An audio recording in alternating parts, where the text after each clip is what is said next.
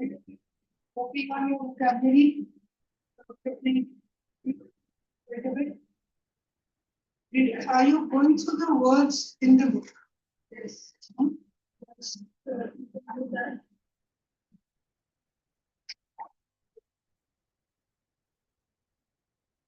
Module 5, what are the words? Are you okay with the root words by now? Right, Amelia? That helps you. Yes,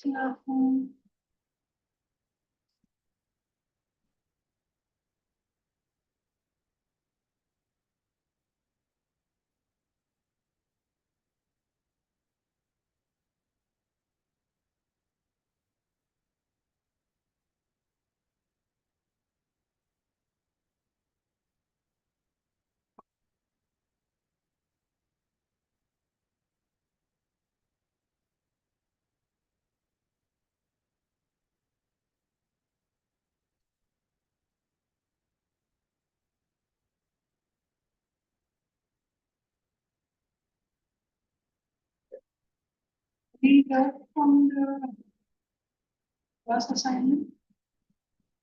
Right? Last assignment.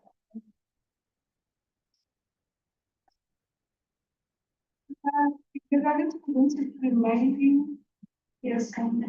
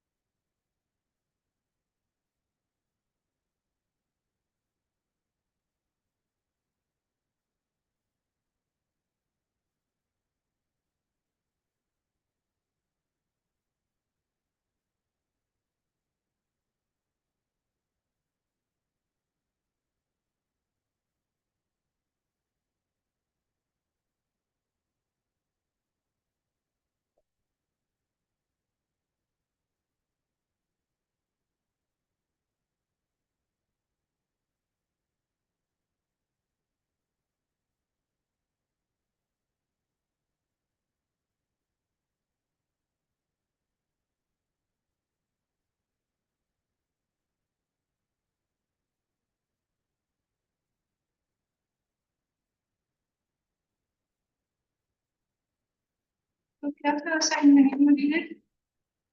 Ishan, can you just remind him what the assignment was?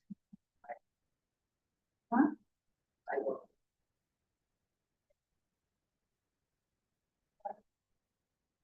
At least before Sunday morning तो याद कर लिया करो कि कुछ था क्या? क्या?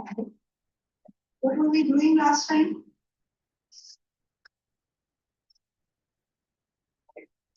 Modifiers and file structures. So,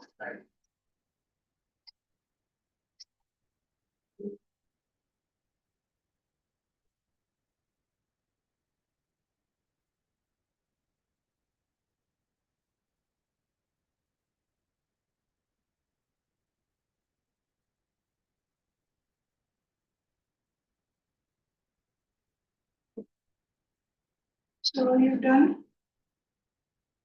size 1, page 79, bullet. You have any notes?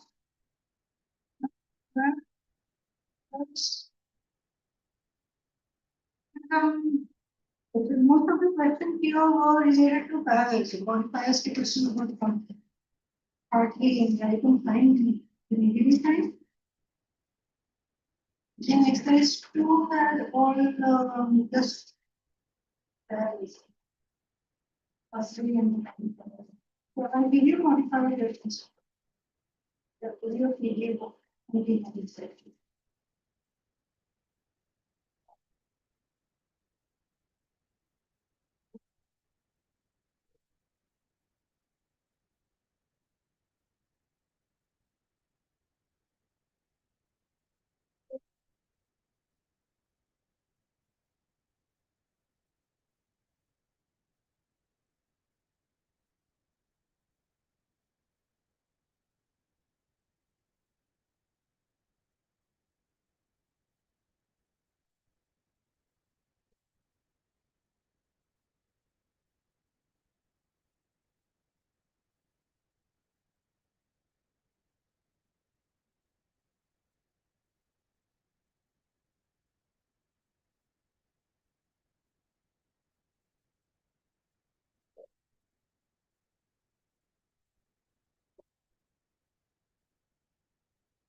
Soham, Worship, Good afternoon, ma'am.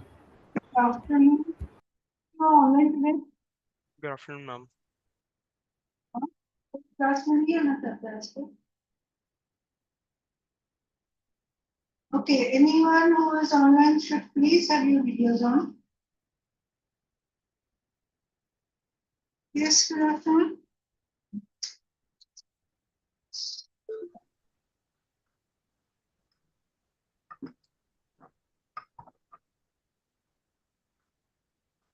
Okay, Vinda. So I plan to pattern.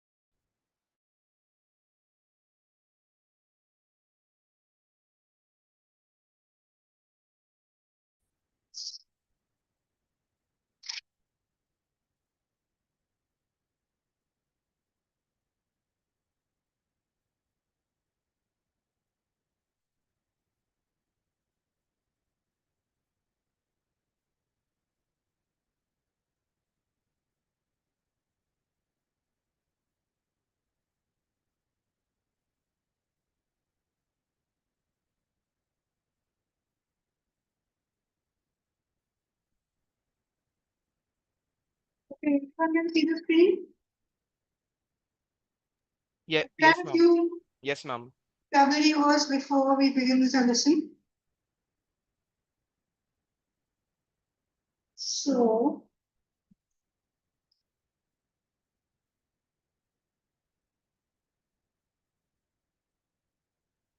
I hope you all are working on your vocabulary.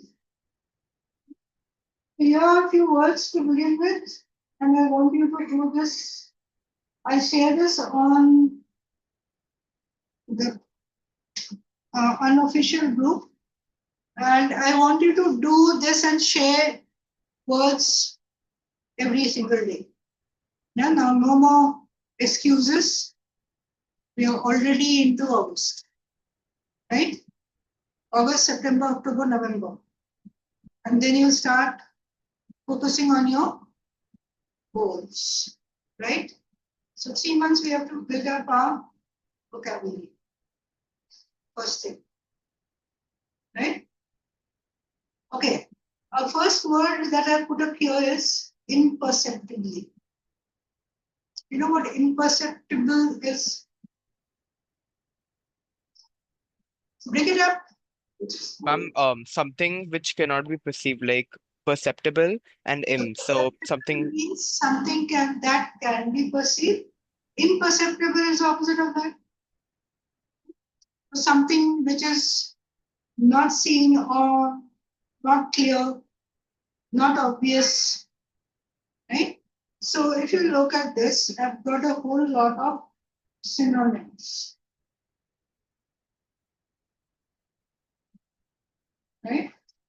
If you look at the synonyms. Now, if you look at all these words, they are similar. So you can say they belong to the same group, right? For example, gradual. Gradual can mean something similar. There's something which is not apparent or doesn't happen all of a sudden. Indistinguishable, of course, that's simple. Okay. Ephemeral, familiar with the word? No, right? So ephemeral also means something that is not clear, something that is not apparent. So unapparent, vague, all these words are related to something that is not clear or is vague. Evanescent means the same. Something that is not clearly put forward, right? Fine, hidden, obscure, even trivial could be something related to. So if you're given a sentence and you are given options that you have to replace a certain word,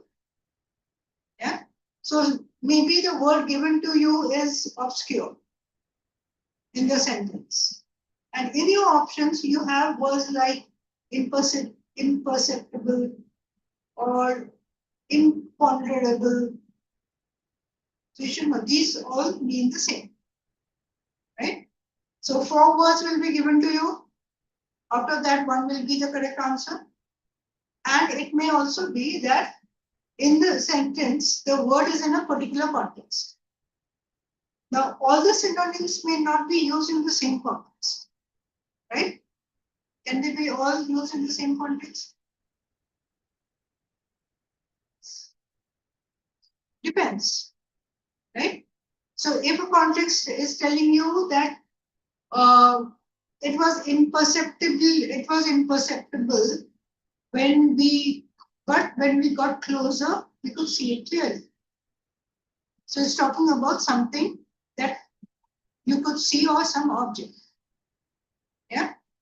Now, if we talk about vague can be used. Yeah. Now, vague can be used in other contexts also. So the idea was vague. Right? Imperceptible can be used for an idea. Can be. Can be. Yeah. He put forward the idea, but for us it was imperceptible. That is, we could not perceive what he was trying to say. So if you look at all these words, I'll share this with you and you will do one thing. You will write it in your Excel. Right? So all words you get, everyone will share new words. And all words you get should go into your Excel. Right? Okay, so infinitesimal, that means related to something that is infinite. Something that cannot be put into words. Related to something that is not perceivable. Right? Okay. So unnoticeable, related. So all these words like inconspicuous. What does that mean? Yashu, what does inconspicuous mean?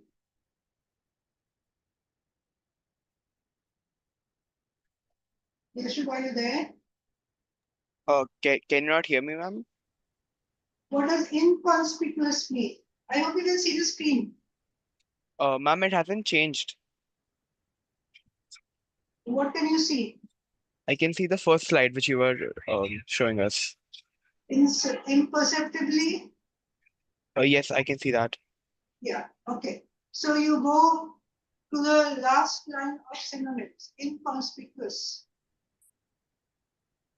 Ma'am, conspicuous is someone which is in doubt, or like you're not entirely sure of what his intentions or what he's like. Are Conspicuous. you So sure? Something in doubt? Conspicuous, when you talk about something being conspicuous, means it is clearly visible. It's so big that it is clearly visible. Right? so So airport runway inconspicuous. is conspicuous. Inconspicuous means the opposite of that. So what will it be? Something that's not visible. Yes, That is something not that's not visible or visible. not clearly detectable. Yes, I got it. It is Very well. similar to imperceptible, right? So you see, there's so many words. You can even search for more, which are related to the same meaning, right? Antonyms, apparent, conspicuous, distinct, something that is evident will be the opposite. Perceptible, of course. Unobscure. Obscure means something that is vague, not clear, right? So unobscure, appreciable. Let's say appreciable कैसे है? What does appreciable mean? You can put it in two ways. You appreciate something, somebody's work is appreciable, or something that happened is appreciable means it was significant. So something significant would be opposite of something that is insignificant. Appreciable can also be for the smart scale.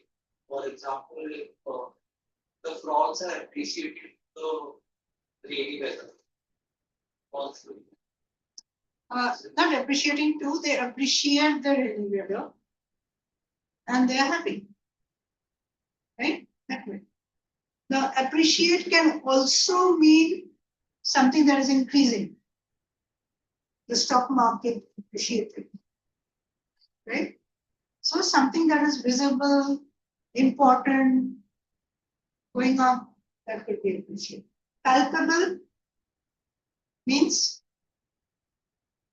what does palpable mean? It's not palpitation. Pardon? tangible. Tangible, which is like, so palpable would mean something that can happen, possible. So if you simplify it, it would be related to something possible or something that can happen. Yeah, it is palpable that that the exams will be postponed. Or an idea can be put to work. So the idea is palpable. Right? So these were related to imperceptibly. So how many words did we get just related to one word? Many, right? So that's what I want you or have been telling you to do. Right? Now you know what you have to do. One word can lead to at least 10 words. A minimum of 10 words. So if you look up the synonyms of something, you will get related words also. So when you are doing questions, this is important. Now, precariously.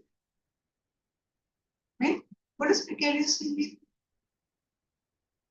Something was, say the fan was dangling precariously. It could fall any time. Dangerous situation. Something related to dangerous situation. So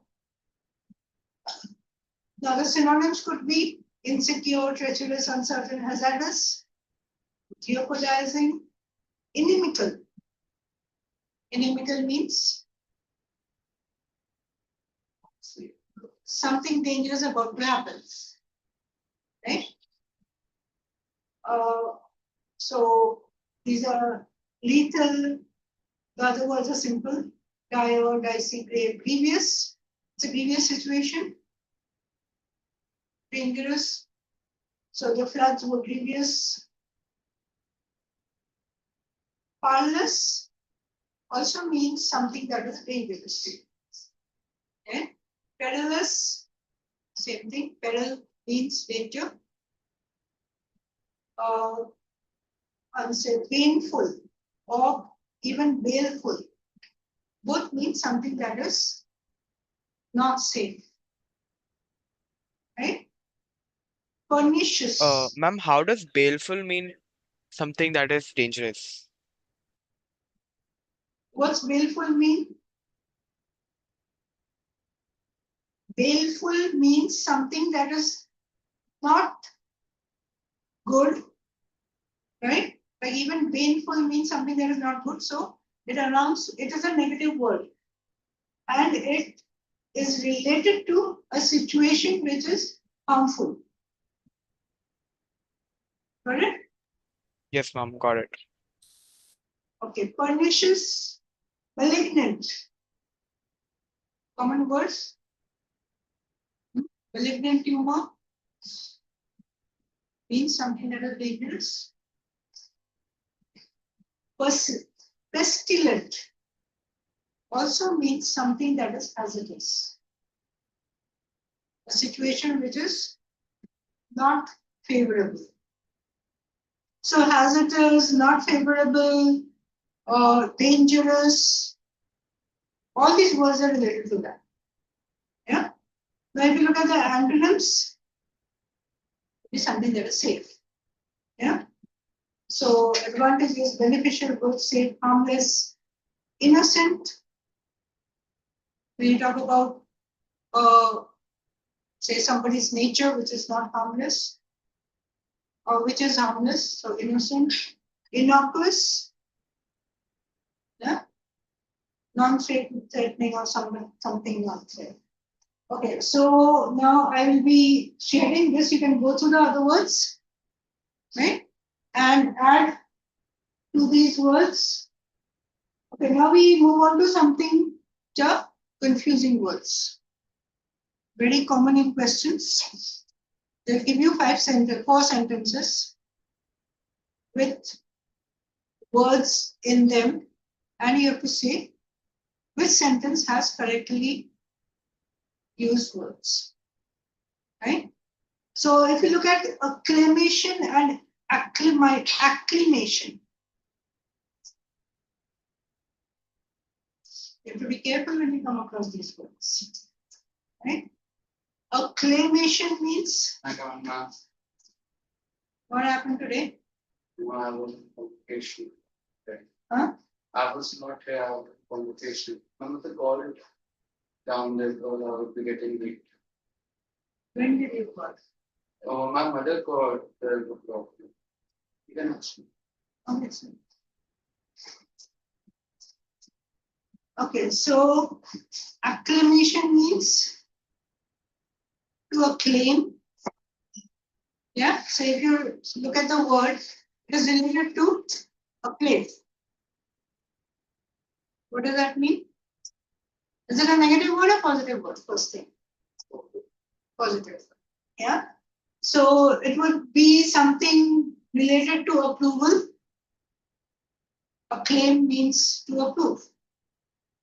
Right? So acclamation would usually mean something of a loud shout or demonstration of welcome. Say in a group, you suddenly see somebody and welcome that person.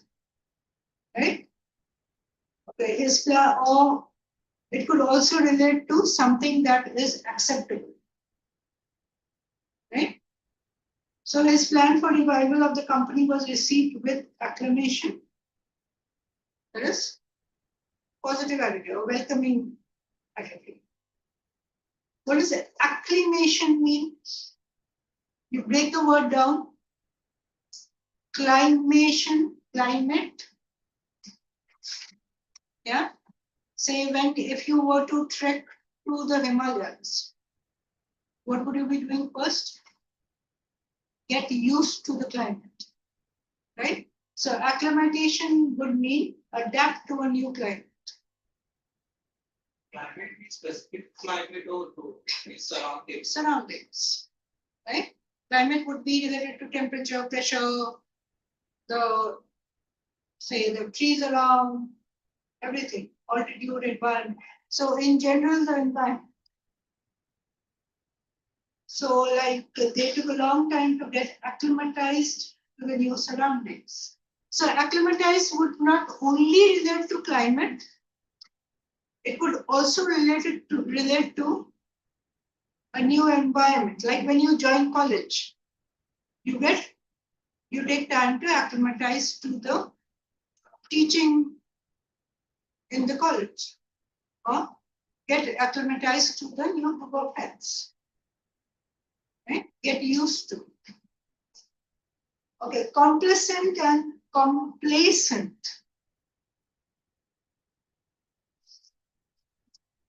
Words, homophones.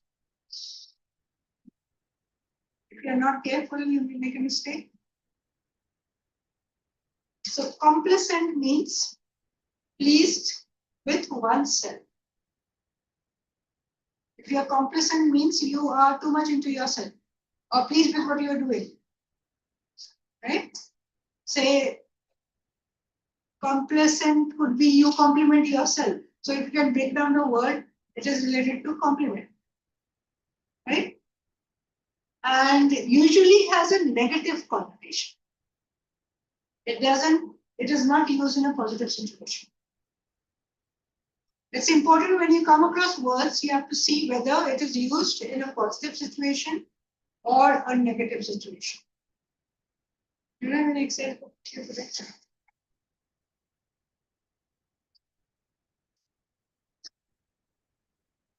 Right? So, like if you look at the sentence, the buoyancy in the market made the investors complacent. Means they were very satisfied with what is going on. Like a student is complacent with getting 70%. Doesn't want to work hard. Yeah, satisfied. Okay, but what is complacent?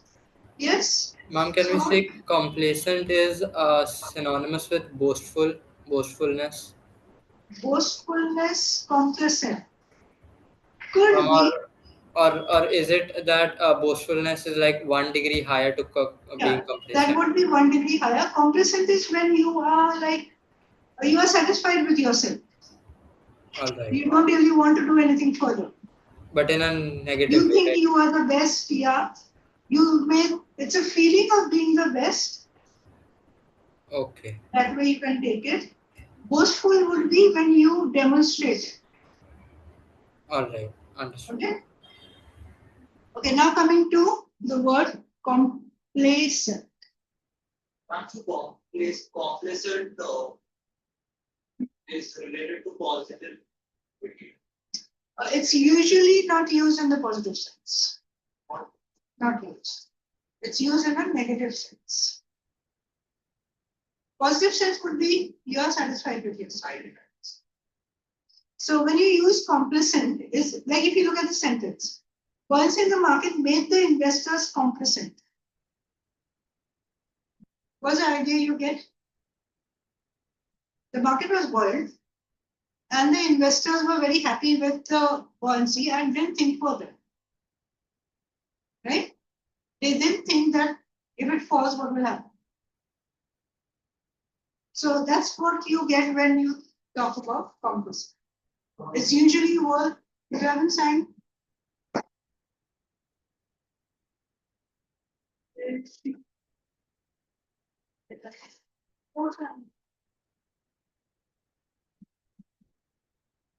So it's usually used when you have a hint of negativity in the situation.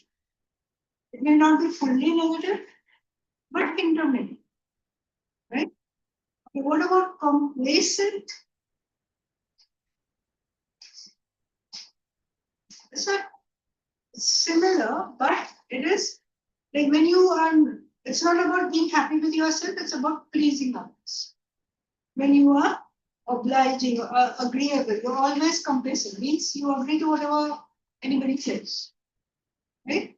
He was surrounded by complacent, irritating aides. What do you mean by aides? People helping you, or people around you.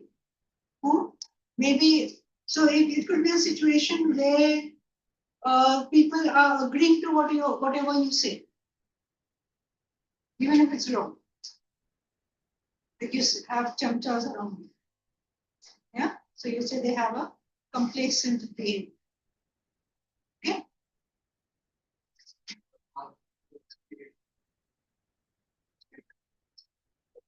Your second one, complacent. Yeah. So as we said, complacent is when you, so putting it simply, always agreeing with others. Yeah. So you're not critical. So if you look at the second one, Amita is always so complacent, agreeing to everyone's request, even when she's exhausted. Means you given to everyone's demands. So agreeing to ideas, giving into demands. So always being agreeable, that would be complacent. Right? So complacent is the acronym of complacent. Not antonym really. But opposite. Complacent is when you are satisfied with yourself. And complacent is when you want to please others. It's not being satisfied It's like, I wouldn't say you are not satisfied with yourself, but you are all out to please everyone or agree with everyone. From like pleasing others is opposite of us. Yeah. So it's like you are describing a person. Right? You can use it as an adjective. So Okay. like that person is complacent when he is complacenting others. He is complacent in his behavior. Or say Amita is so complacent. Come on, like she's pleased with herself, like complacent. Complacent would be When- she's pleased with herself. Yeah, when she is complacenting means she's agreeing to Yeah, others. we can say that. Yeah. She is happy with herself when she is helping others or agreeing, giving in to everybody, not fighting. That way it can come. Right. Okay, so there are other words. You can go through these. Right? Okay, this is very important. Adapt, and adopt. Adapt means, now they are simple words we use every day, but when it comes in a question, it can cause confusion if you are not careful. Adapt means you adapt to a condition. Means you make certain changes to adapt to the environment. Right? So you adjust or modify something. Yeah? Okay. Now adept means skilled. A person is adept in his work means he is skilled in that. He was so adept that the company gave him promotion. Right? So adept with an E would mean very skilled, proficient, or expert. He is adept at handling many things at the same time. Yeah? Somebody who is related to, so adept would be related to skill or expertise. Adopt, what is adopting? Simple word, take something and make it your own. Right? Like you adopt a child, adopt an idea. Right? I need a mature mind to adopt new theories and principles. So to accept, similar to accept. So when you get these words in a question, what do? Read carefully. Now the key to answering questions carefully, no matter what they are, whether you are doing grammar, whether you're doing vocabulary, whether you're doing comprehension, the key is what? Read carefully. Right? You can go along with these words if you're in a hurry. Eco एक पढ़ लिया तो yeah. So you can go through these other words also. I'll just focus. Adverse and averse. Adverse, you know, simple word. Adverse situation. So, or when you say adverse effect. Opposite, not suitable. Opposite advantage, disadvantages, opposing. So is so adverse is usually used as a negative word. Okay, what does adverse mean? And another thing, adverse always comes with to. Averse to. You don't like something, I am averse to this. Yeah. He is averse to the idea of moving out of Mumbai. So averse would mean strong feeling of opposition or say dislike for something. Antipathy means dislike. Repugnance means strong dislike. Right? You hate something. So now like those words are can be different. They are also followed by it can be They are synonyms of averse, Yes, so that's they will also be used to it. similar way. Right? So he is not averse to trying new things. Means he is not opposed to trying new things. Okay? How does it fit with what happens? Not averse to. How does it fit? He is not opposed to trying new things. Right? So averse means opposed, not opposed. So if you don't have another word, not averse, it's a, yeah, he likes to try new things. He is not averse to try new things. So, like, what can be the antonym of averse? What can be the antonym of averse? Think acceptable. It should be a synonym of sympathy. Not sympathy. Sympathy is something different. So if I say antipathy means hate. So you love doing something new. Or you like doing something new. You're open to doing something new. Right? Averse to, not averse to means he is open. So if you say idiomatically he is open to, or he likes to do something.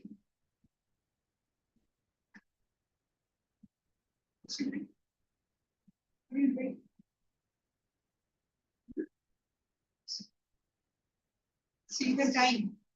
Abhi said.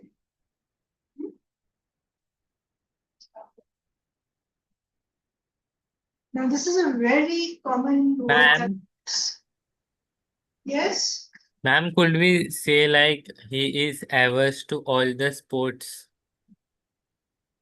he is averse to All the sports.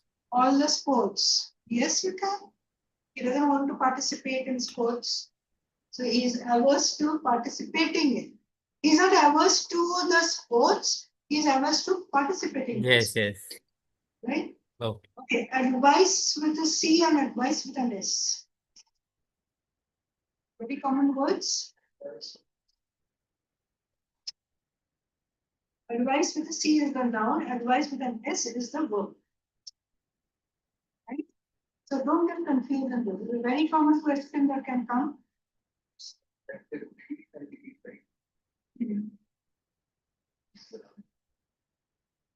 So advice is always, when it comes with a C, you will have, so what do you look for? You look for the article before it. An advice, the advice.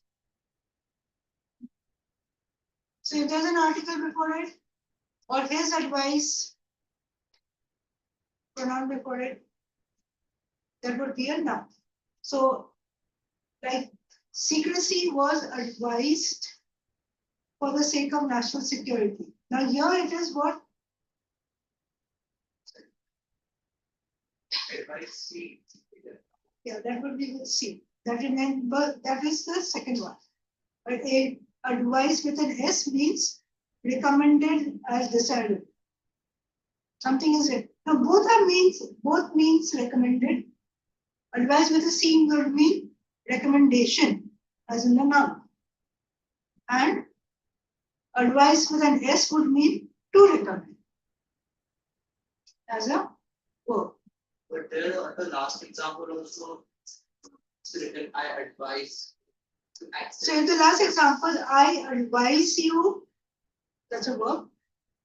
I am advising you. That comes as a verb. To accept his advice, that's a noun. To accept to a noun and a verb. Means the same, but it changes, the spelling changes for the noun and the verb. So if it comes with a C, it's a noun. If it comes with an S, it's a verb. If you remember this. Okay? So that's it for vocabulary today. So I want you to add any words you come across, add to your list. share with everybody. And in your what? Which one is it? Module 6 has the confusing words. Yeah. Module 6 may there's the first chapter which has the confusable words. So go to the list. Yeah. Like Ma'am, could you illusion. repeat the module number? Module 6, chapter 1, Okay, right? I will just. So go through the words. There's adapt is there, advice is also there. Yeah, this is also very important. All right, with an A-L-L-R-I-G-H-T and A-L-I-L-R-I-G-H-T. Let me give you the two words. So you know what the difference is. A-L-L-R-I-G-H-T means it's correct, right? But A-L-R-I-G-H-T grammatically incorrect. You don't say it's all right. You use it, but grammatically nothing. So chapter 1, module 6 goes through these confusable words. At least do one set of 10 words every day. 10 words, it goes, you can go through 10 words from the book. Right? And any other words you get, you can share. So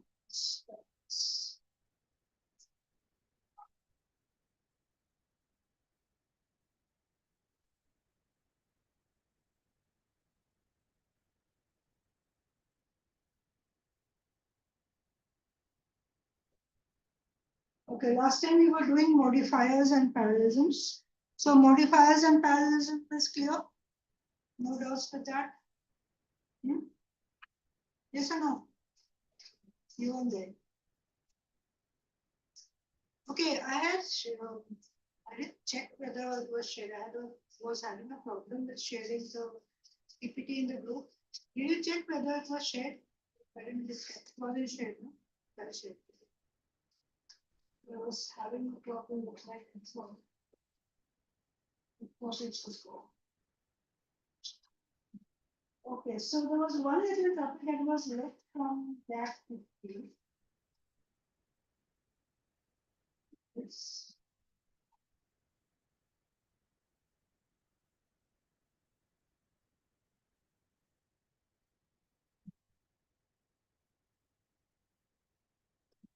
so we have something called redundancy. Any idea what redundancy is? Or wordiness? You use too many words to describe the same thing. Ma'am, redundancy is using a word too many times in one sentence. Yeah, or too That many is not words, necessary. or using too many words to mean the same. Right? And remember, when we have two grammatically correct sentences, what are we looking for? Something that is concise and clear. So if you remove redundancy or wordiness, you will get something that is concise and clear. So it could be related to words, it could be related to phrases, or an entire sentence. Like simple thing. Adequate enough. We usually use it that, don't we? They mean the same thing. What does adequate mean? Enough. Right? So, like, we will succeed only if we cooperate together. What's wrong in this? Cooperate means working together. So we don't need the word together after that. But be and together also means the same, right? Hmm? Be and together. we and together. Yeah, we're talking about, so we comes in as a pronoun. We will succeed only if we cooperate. So that is, can be used as stressing something. We will succeed only if cooperate doesn't make sense. If we cooperate, right? Okay, what about this sentence? In case of this legislation, it had a negative effect on the party's popularity.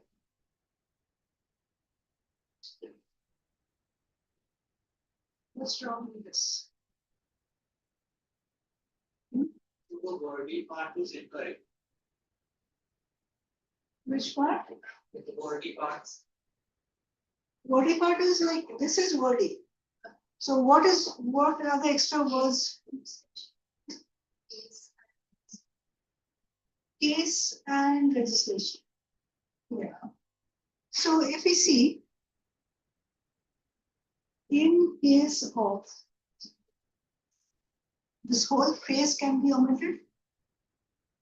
We can just say this legislation had a negative effect, so we can eliminate it also. Becomes concise, right? Now this is using sentences in the concise form will be also very important when you have to write about yourself or an essay in, say, 100 words. The agreement in Word gives you an option. If you get through the kata, call for the interview. In the application form, they will ask you to write about yourself in 100 words. So you have to be concise, right? So this is where those things are helpful. So we can just say this legislation had a negative effect on the party's popularity.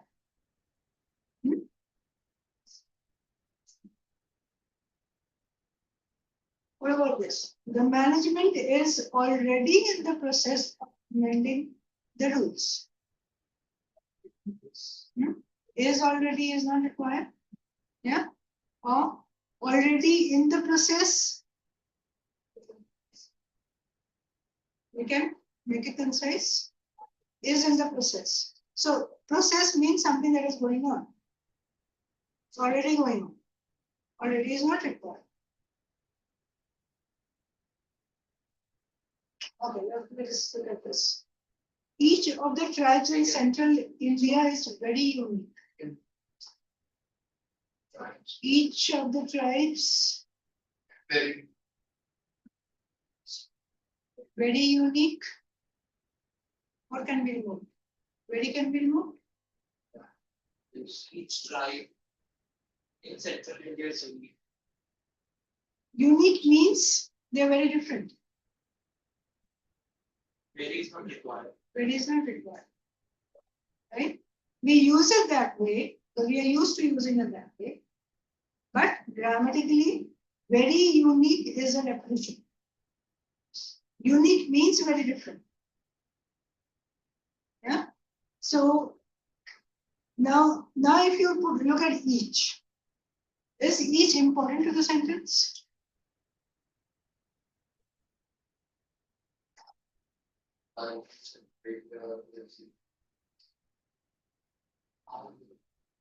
Who are unique?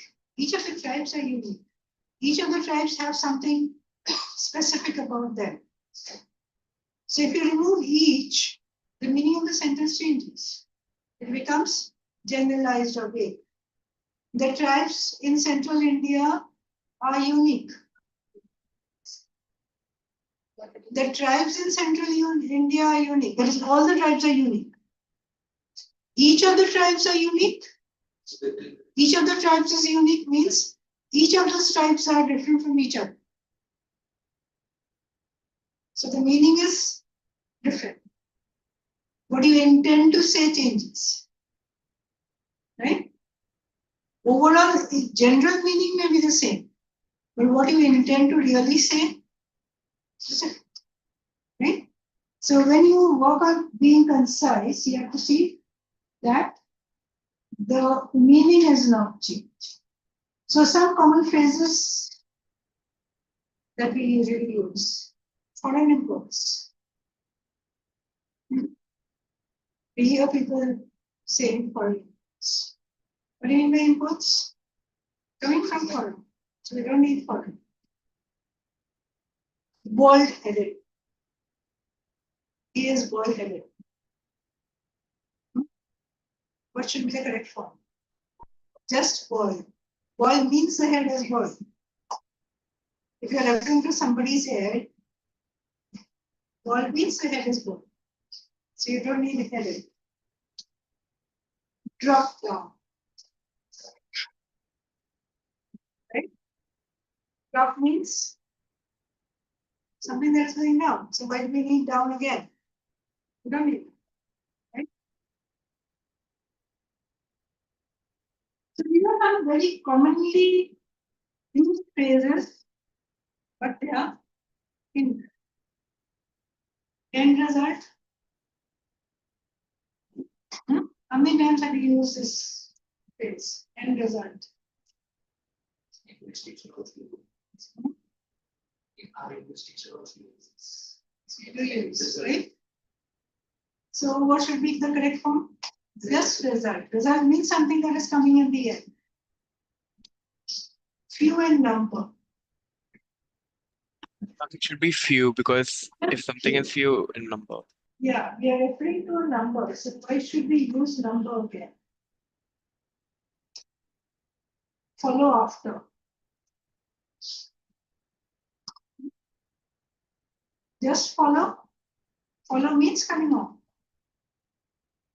General public. Public means general people. So do we need general in front of it? No. Hurry up.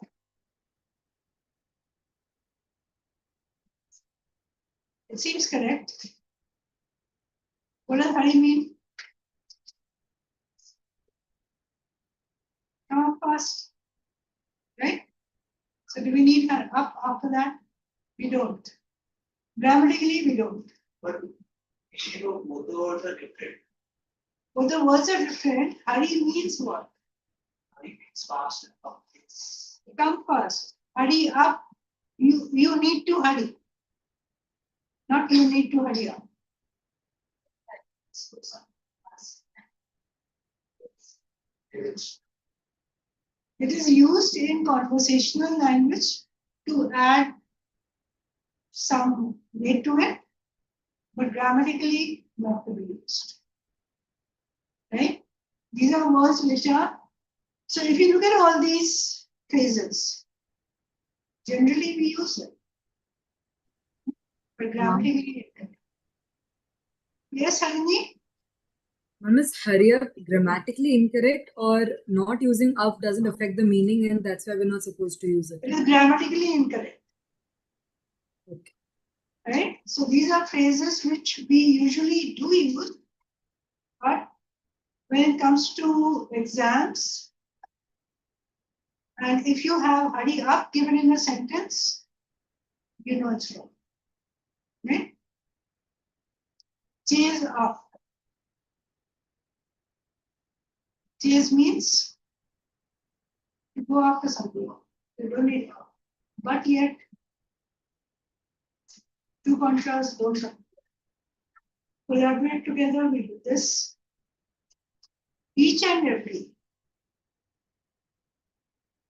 Very commonly used. Each and every one of you.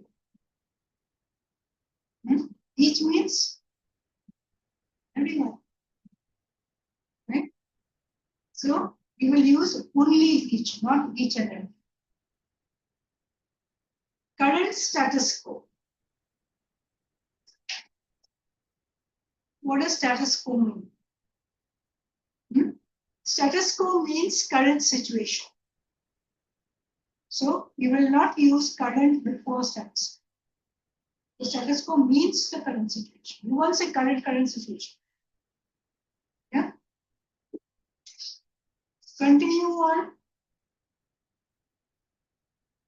Continue means, if you want to say continue in different words, what would you say? Carry on, go on. So, on doesn't come on. Blatantly obvious.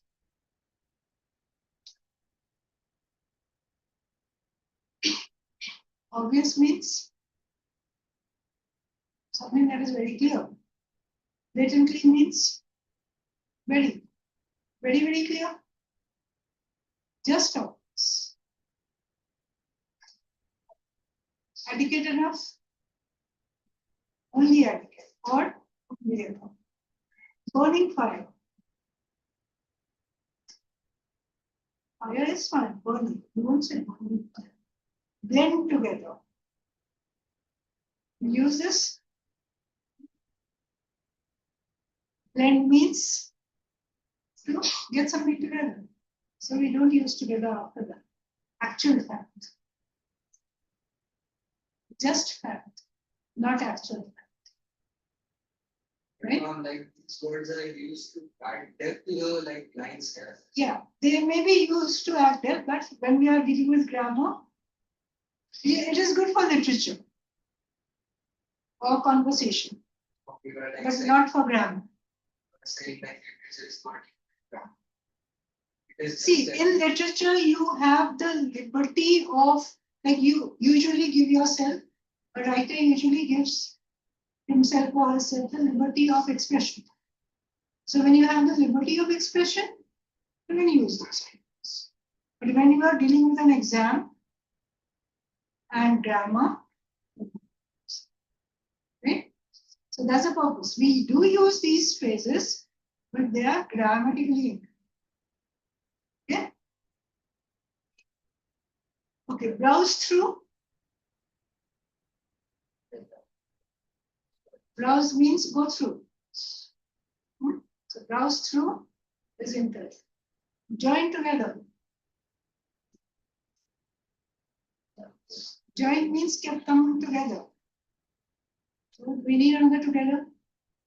No. Little baby. What's wrong with this? Baby means little. Don't say little child. False pretense. Pretense means false. false. False behavior or false. Have something false. Pretends. So you don't, Pretending, right? yeah, so it is false. So you won't say false behavior. First and foremost, very confused, right? Grammatically incorrect. First means foremost, same meaning. Gift. Gift is field. Why do we use? We don't need field for that. Black darts. The very favorite word to bring depth. The phrase to bring depth. Black means dark. They don't go together. Either one of them can be used. Merge together again. Merge means them together. So we don't need together after merge. Revert back. When you write your emails, I will revert back to you. Revert means I'll get back to you. So revert will come alone, not with that. It's very important. You'll get a question. Usually when you come across question paper, one question is meant. कहीं ना कहीं तो आएगा. 3 exam में से एक exam तो आएगा. ठीक है. 12 midnight. So if you go with the like analog clock, then this one is not clear. At the present moment. Present moment. Moment is present. So you won't say present moment. Just at the present or at the moment. The two don't go together. Due to the fact that, what's wrong with this? You just said due to this. State, You won't be the same. third, and like that. Yeah. Okay, so here you can go through these lists. Yeah, redundant verbs, nouns, adjectives, a transportation vehicle.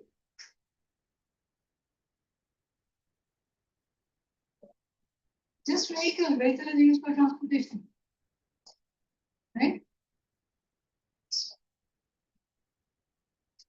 Tactful diplomacy. Diplomacy means being tactful. What's a tactful diplomacy? Successful victory.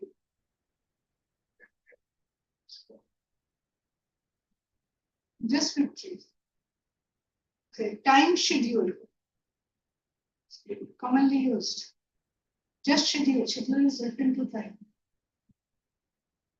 Okay, parts and components. Stay the same. Any one of the words will do. Source and origin.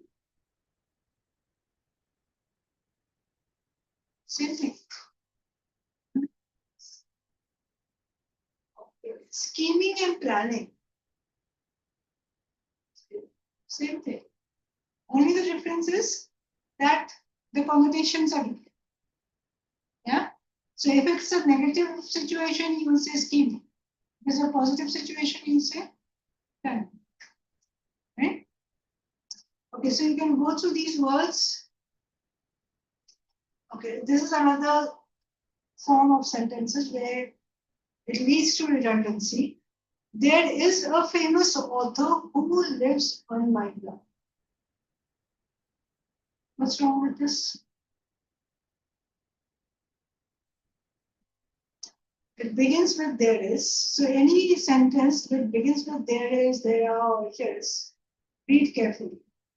There is a famous author who lives on my block. And we can eliminate there is and who. Sentence is the same. A famous author lives in my block. Right? We don't need there is.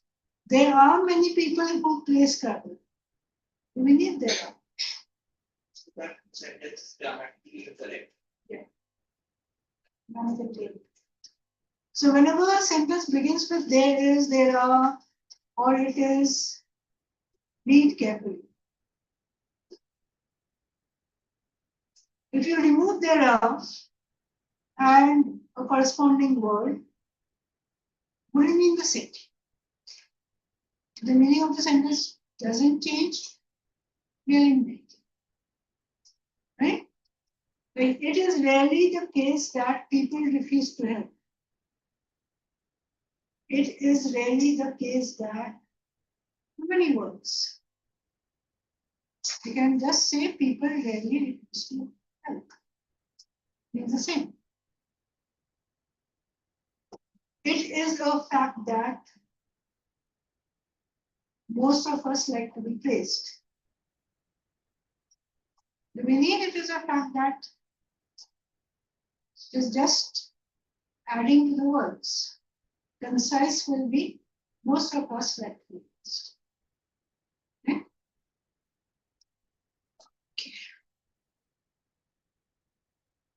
What's the difference? Look at these two sentences. Roosevelt, certainly a quite active president, refused to give in to his handicap. And Roosevelt, an active president, refused to give in to his handicap. Which is concise. Second one, we don't need certainly a quite active president. So if you're given options, you will be choosing the concise sentence. She positively expects to win this election. You can remove positive. Right? The results were very surprising.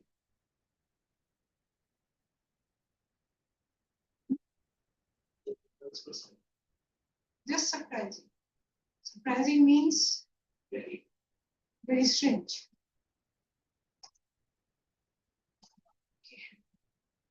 So now there are these practice exercises. You can do these. We will just do 2 questions and the rest will be. Look at this one. Choose the correct sentence from the following. We have 4 options. Read them carefully and see which one is correct. This is a question on modifiers.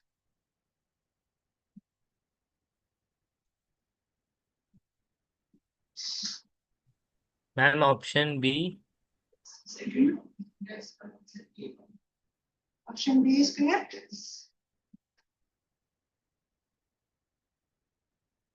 First one says she died in the home in which she was born at the age of 88. What does that mean? She was born at the age of 88, right? She died at the age of 88. So at the age of 88 comes to be the extra information in the home where she was born. She died at the home in which she was born. So right? Born at the age of 88. She died in the home, age of 88. Doesn't make sense. What about this one? This one we had done. Remember? Right? The example for modifiers variables. So which one would be correct? Ma'am, option D. Option D would be correct, yeah. We have to choose the incorrect sentence. Okay. Another thing very important is read the instructions here. In the Ma'am, first first one, we have option. to choose the correct sentence. Here we have to choose the one that is incorrect. So that means more than one will be correct. Ma'am, option A is incorrect. Having barked all night, I decided. So that is incorrect. My dog having barked all night. So having barked all night, my dog barked. That is clear. Who barked? Because my dog barked all night, I decided is also correct. B is also. Okay, so there are these other questions which you can do for homework. And there are these practice questions which have parent structure, modifiers, and returns. Right? So I'll see whether it hasn't been cleared.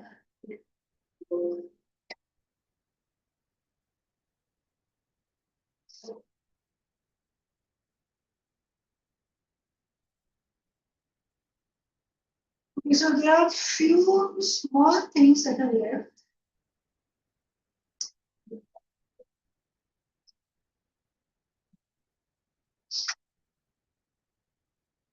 So punctuations we need to know a little bit about. And there's another little topic called question. So these two we need to go.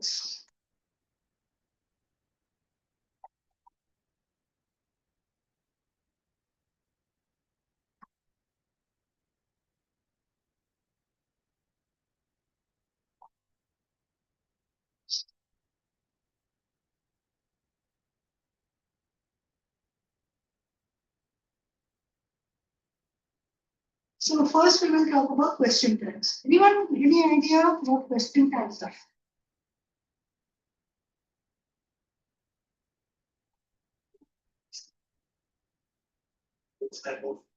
There are combinations which we use for So questions. you have a question and you have a statement and a question at the end. Like you are a good boy, aren't you? Right? So, but how to use question tags so that we are not confused? That's the main thing. So there are certain rules that we need to take into consideration. So question tags usually come at the end of the sentence.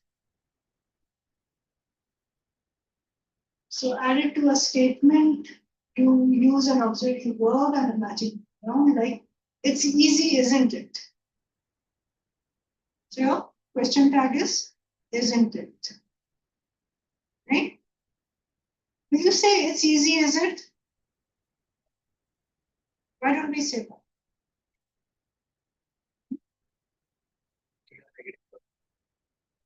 So positive statement needs a negative connotation, negative question tag. A negative statement will go with a positive question. So it's the opposite. So if the statement is positive, use a negative question tag. She's a doctor, isn't she? She's a doctor is positive statement. Isn't she? Is a negative question tag. Yesterday was so much fun, wasn't it? Positive question tag will be was it?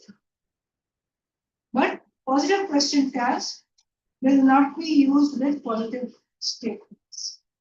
Positive statement plus negative question tag, negative statement plus positive question. Right? Let me just keep this in mind. He isn't here. Negative statement. Is he? Positive question tag. Right? The trains are never on time. Negative statement. Are they? Positive question. And another thing you have to keep in mind is that the pronouns and the verb should match. Right? So now if you had a negative statement or say a positive statement, the trains are on time. Aren't they? Aren't they? Right? Simple things when it comes to questions, you have to be a little careful.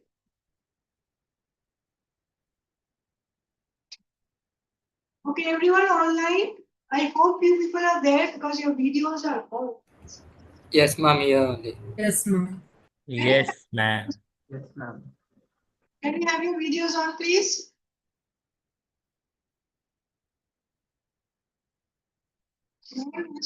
Is this what happened? You are sitting cozily, so you don't want to show your faces. Okay, so the tense of the main verb should remain. Like trains are never present tense. Question tag will be also in the present tense. Pronoun should match. Okay, now if we have This was for the last 3 years. This was for after that. pronoun in the tag was part the statement subject. Right? Okay, he isn't here. He is a pronoun. Yes. So your the question tag should also have he. Okay, she's a doctor. Or if instead of she is a doctor, we have Anne is a doctor. They should put the piece. So they should correlate. So they should be like the subject pronoun agreement should be there in this case. Right? Okay, now if you have Anne in a question.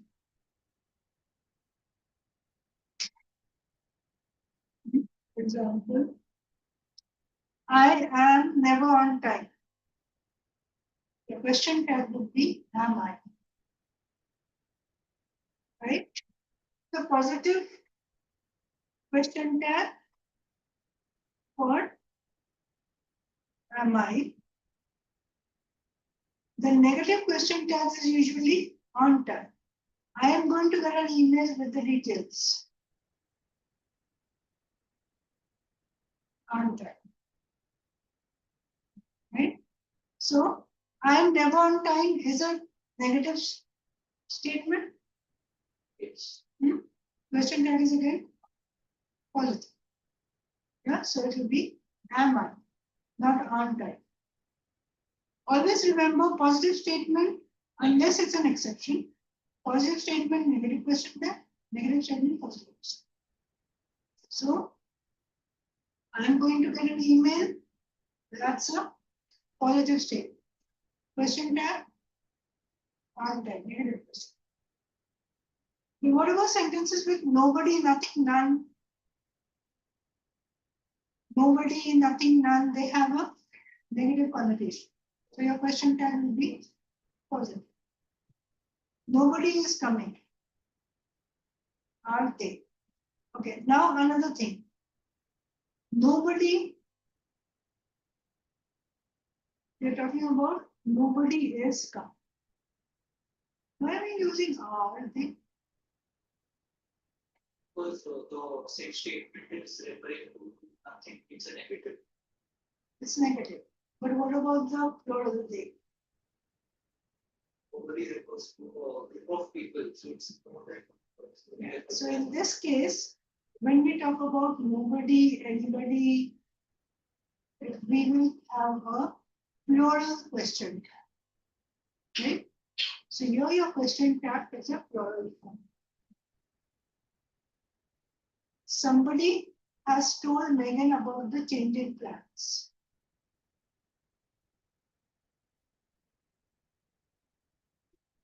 So here somebody is positive. Has told Megan, so the whole statement is positive. But somebody can't be a group of people. Somebody you don't know who exactly. So when it is not specified, so when you're dealing with question tag, see if it is specified or not. Right? Sometimes it can also be related to gender.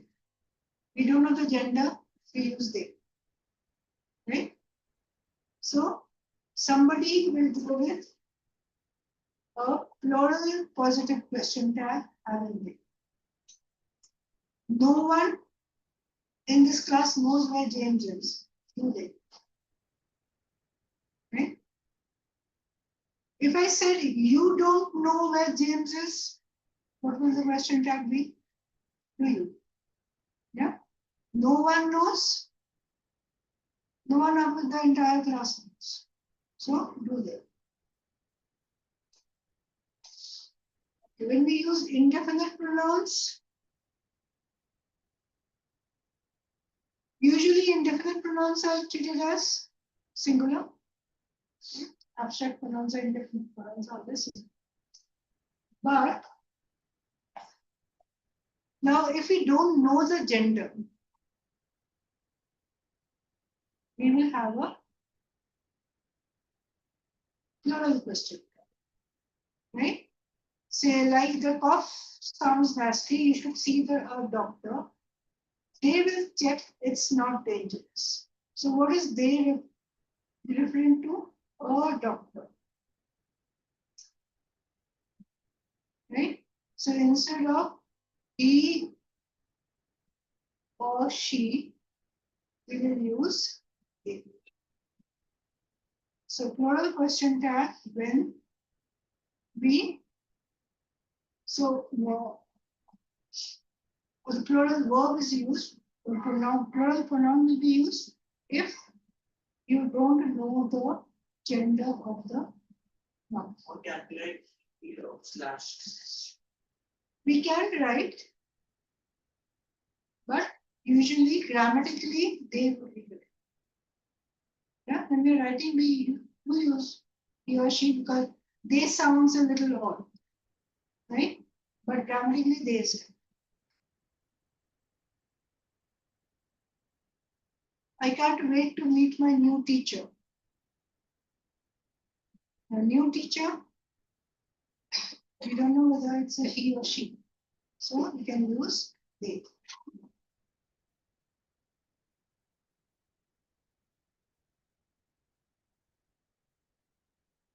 Now we usually have exceptions. Let's go. We will always come with shall be.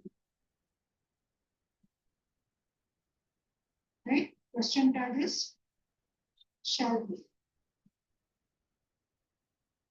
Now with imperative, stop talking. Imperative means you're doing a compound or just saying something. Stop talking, will you? Yeah. Imperatives, will you, won't you? Like, you stop talking, won't you? Be a little mild, depending upon the two. Close the door with you. What is imperatives? Imperatives is just when you're giving a command. Yeah, it's not a complete sentence, but a command. It's related to a command. Like close the door. Instead of saying, will you close the door? You're giving a command. Close the door, will you? Now, if you have a negative tag after a positive word, what does it mean? The tone, if the tone is of, say, agreement or expectation, you would use a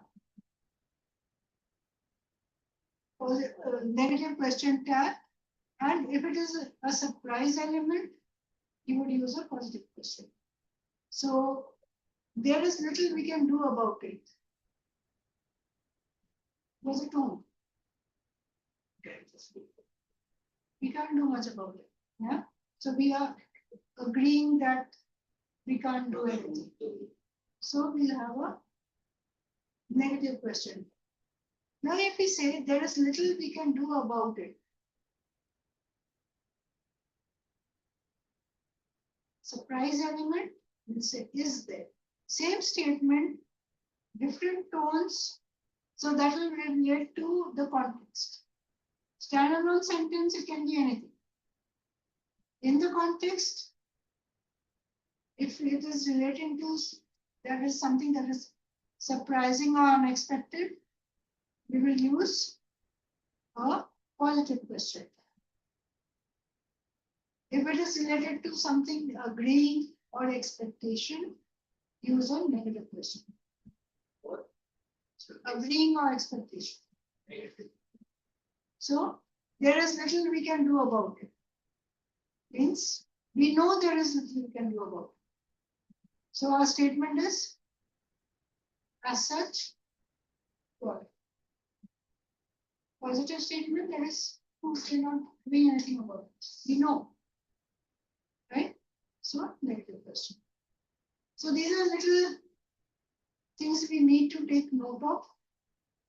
So when you are looking at a sentence, don't just say it's a positive statement, negative, negative, or positive. In some cases, context also matters. Correct?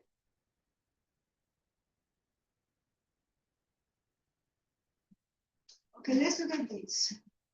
She likes music. Question tag will be negative, doesn't she? You aren't tired. Are you? They will come. He didn't win. Did he? Let's have lunch. So we just begins with let's. So we have shall. You can swim. The cat is sleeping, isn't it? You have finished, haven't you? I am early. I am positive. Intact. Close the window. Maybe the last window. Okay, so that was something about question tags. Yeah, simple things, but we have to know the rules. Right? Now, punctuations, where Can just do the last statement.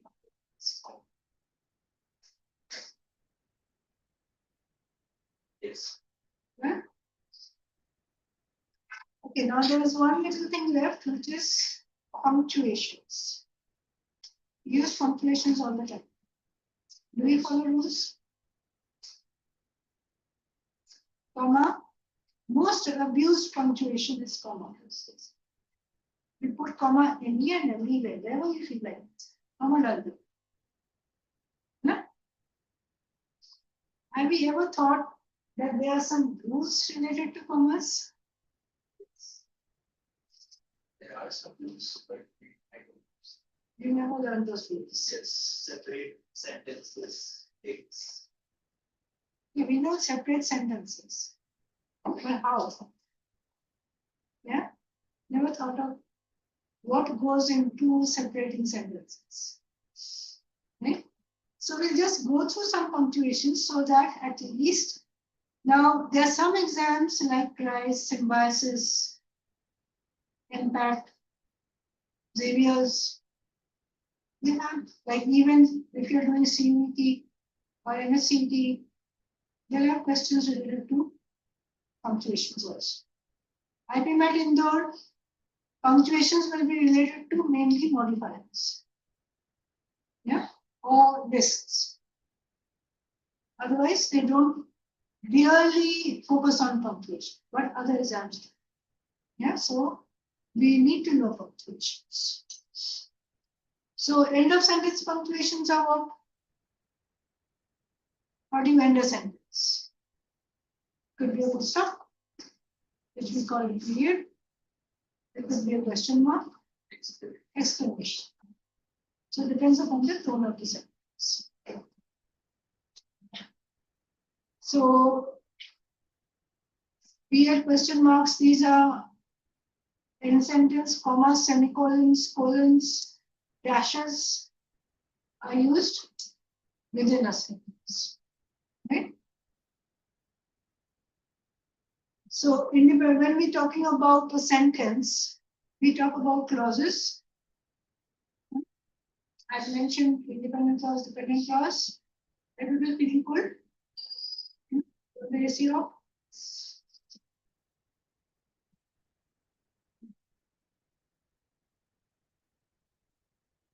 So everyone online, I hope you're paying attention.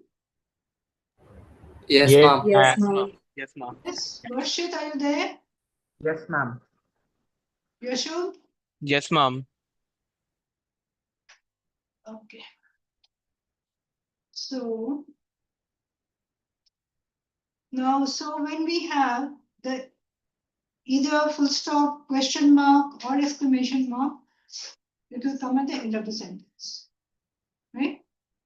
In a conversation, maybe if the format of the conversation is like he said, this is what he said exactly in direct voice, it can come in the middle of the sentence. Otherwise, always at the end of the sentence.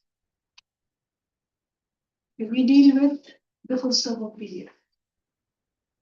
I need to take out the trash. A statement. So if it is a statement, you have a period. Right? Will we use exclamation here? Okay. If it was an exclamatory sentence, how would it read? Take out trash urgently. Urgently, always. Yeah, something added to this. Then we can add a exclamation. Question mark is always interrogative. How did you forget to take out the trash? Now this sentence, this statement, could it be exclamatory?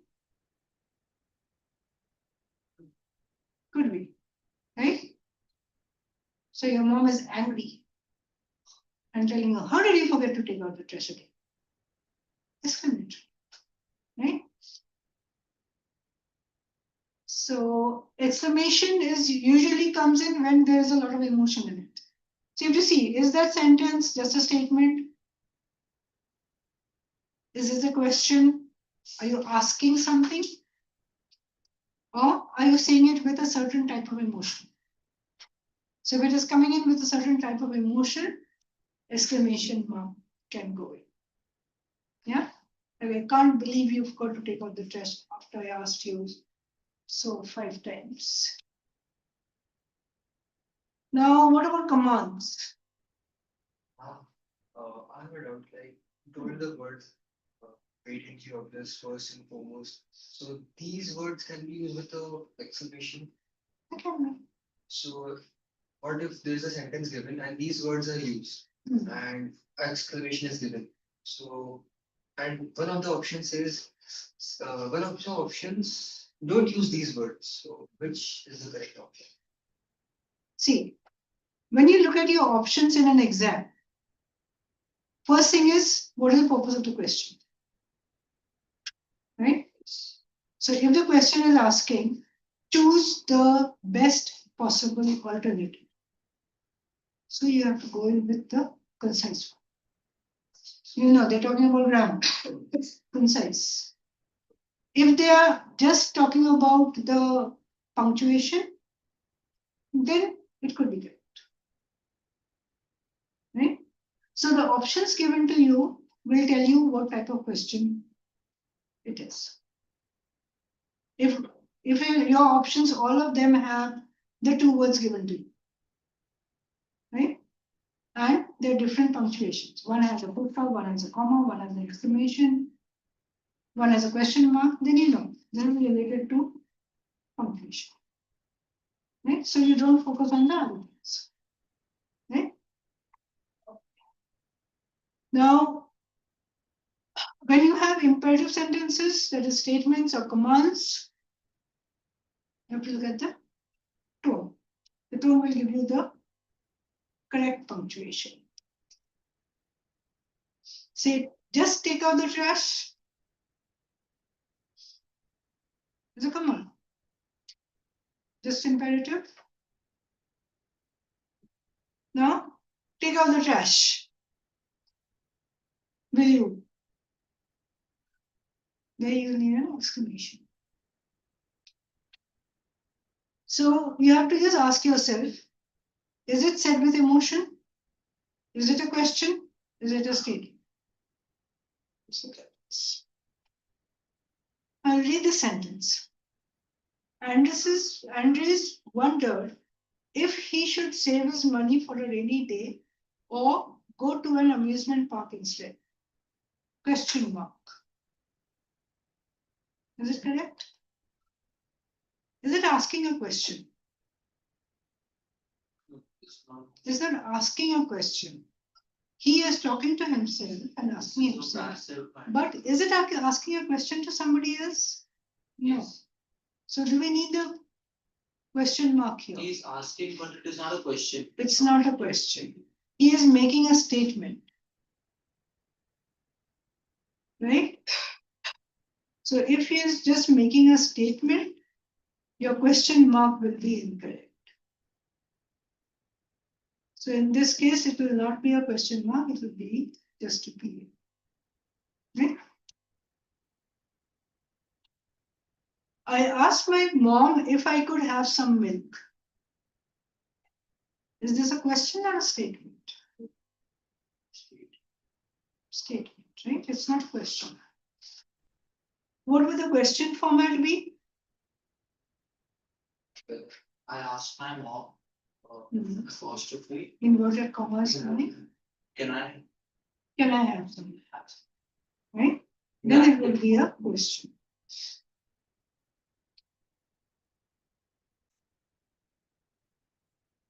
So here we just asked about something, it's not a question.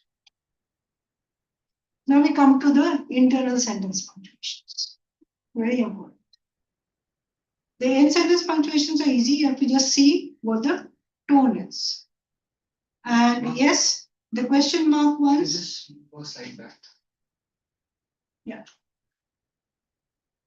So the ones with question mark are important. If you have a statement with a sentence given to you with a question mark, first thing you do is it asking a question? Right? It could be an indirect statement with a question. So he asked that. So if that comes in, you know it's a statement, it's not a question. Now, internal sentence punctuations. So you have commas, semicolons, colons, dashes. Anything else? These are the main four, or actually the four punctuations you get within a sentence. Okay, we begin with commas. So when do you use a comma? When we want to distinguish things or situations. Like I brought chocolates, pizza sauce, and vegetables. Yeah. Oh, so to differentiate each of things, we use commas. So you have a list of things. So separating items in a list, you use comma. What is the rule for separating items in a list apart from just using comma? If you have more than 2 items, last item, comma, and. Yeah. Okay? That is obvious, but we need to remind ourselves sometimes. Because when it comes to your exam, you may miss out on a sentence which doesn't have the and, or doesn't have the comma before the and. So both comma and are. Now, this is one important rule. When you have 2 independent clauses in a sentence, the 2 parts of a sentence, both of them can be written as independent sentences. That's what we call it, independent clauses. Now, to join 2 independent clauses, you need a comma. You don't need only, you can't have only comma. So you have, say we say I for an independent clause. You have 2 independent clauses. Only comma in the middle is incorrect. You need a comma plus a conjunction over here. Right? So usually a fanboy's conjunction. So when do we use commas? When we have 2 independent clauses to be connected together, we use a comma plus fanboy's conjunction. Now, if we have an introductory information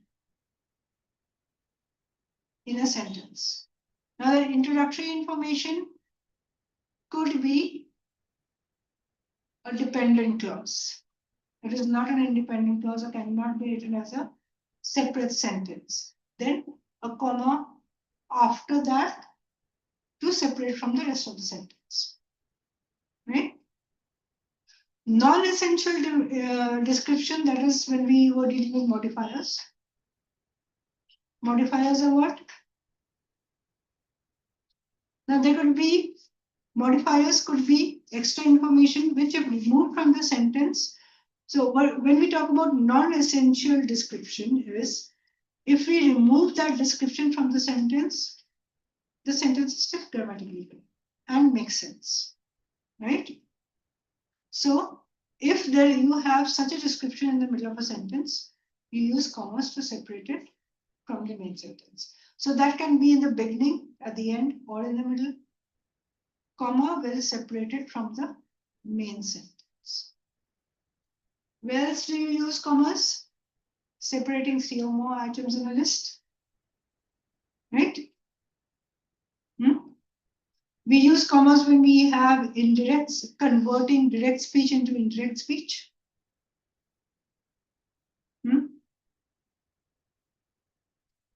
Or in a direct speech, he said, comma, then inverted commas. Do we use commas in the when we convert to indirect speech? Think. No. He said that. No comma to be used. Right? Direct speech, we will use comma, indirect speech, no comma. Okay. Now, we have a very big mistake we make, which is called a comma splice, putting in commas between independent clauses.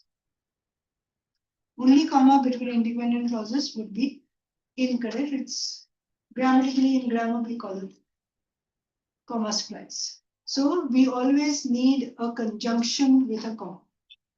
If you have no option given to you for a conjunction plus comma, replace it with a semicolon or separate into 2 sentences. Yes. Feeling very sleepy. Okay, separate into two sentences with a period of stop. Right? So three options can come in. Either you say comma and, or say but, for, whatever. Any fanboys can opt the coordinating conjunction. Or you can use a semicolon or a full stop between two independent clauses. Only comma cannot be used between two independent clauses.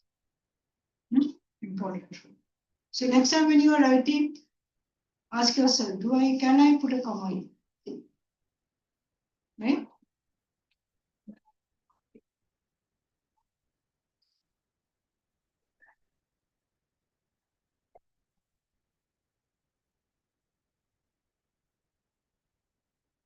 Okay, so now coming to where do commas used? Comma plus conjunction between two sentences. Say, for example, London is a very old city, but some parts of it are extremely modern. We use comma, but. So what is the conjunction doing? Remember, transitions and conjunctions have a purpose. It gives a relationship between the two ideas. So London is a very old city. If we did not put in but, only comma would be wrong. Okay? So but is giving you a contrast. Old city and modern, contrast between them. Okay, what about this sentence? London is a very old city and it is very appealing to tourists. So comma and. Right? Now if I say London is very appealing to tourists because it is a very old city, do we need a comma then? We don't need a comma. What did we do? We added because. Now London is a very old city. Because it's not a conjunction. Because it's a conjunction. What is because doing? It's joined. Okay, suppose we had two sentences. London is a very old city. It is very appealing to tourists. Two sentences are given to you. No and nothing. And your work is to combine the two sentences into one. Right? So two sentences mean two independent clauses. We can put a comma and to join it. Or we can put a semicolon in the middle. But suppose these two options are not available for you. Then convert one part of the sentence into a dependent clause. So if we say, because, or we can say because London is a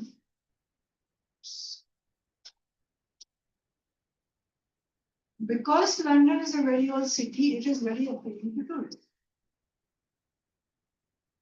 Right? In that case, the first part is converted into a dependent clause. Second part is an independent clause. Now the rule is, if your dependent clause comes first, independent clause after that, you need the comma. So here you will require a comma. Because London is a very old city, comma, it is appealing to tourists. Now, if we say London is a very old city, so it is very appealing to tourists. What is so? It's the same. Fanboys conjunction, comma, fanboys conjunction. Right? Now, if we use therefore in the second part,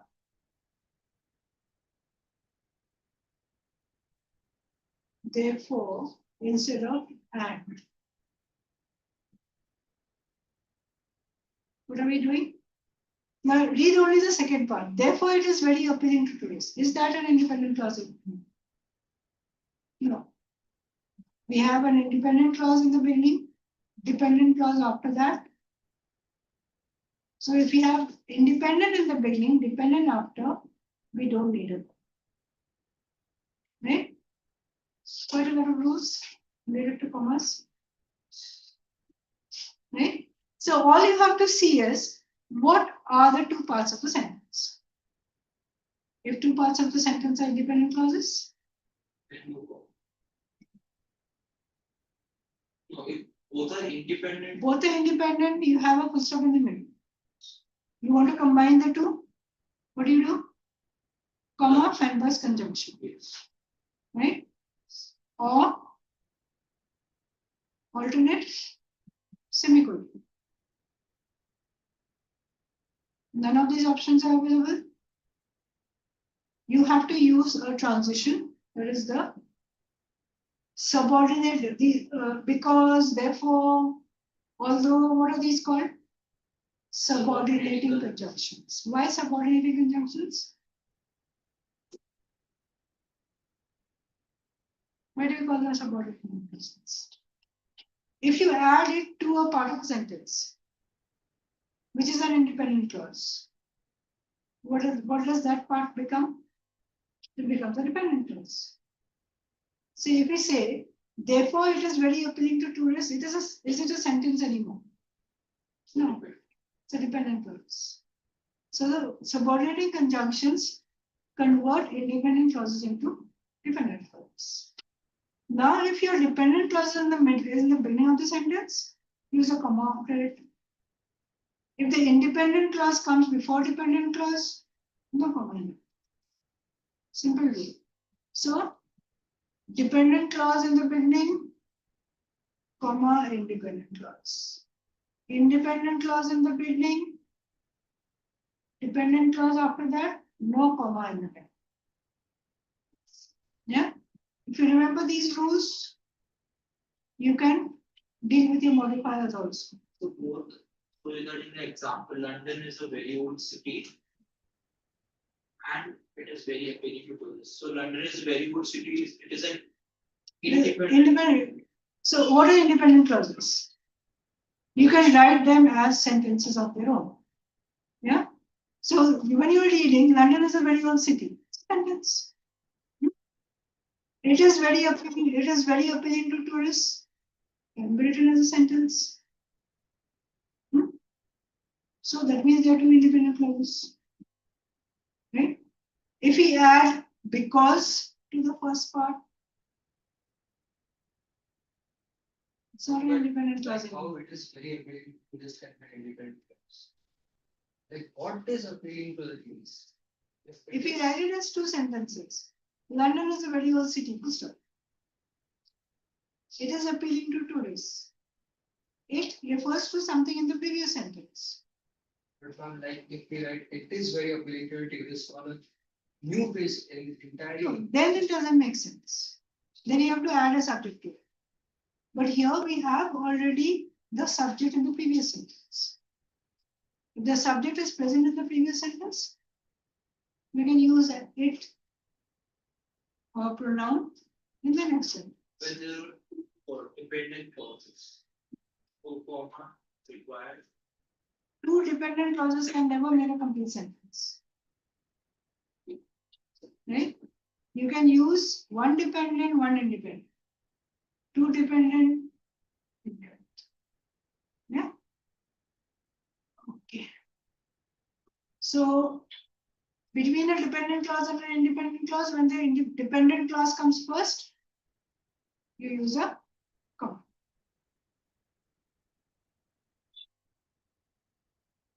Now remember we talked about prepositional phrases.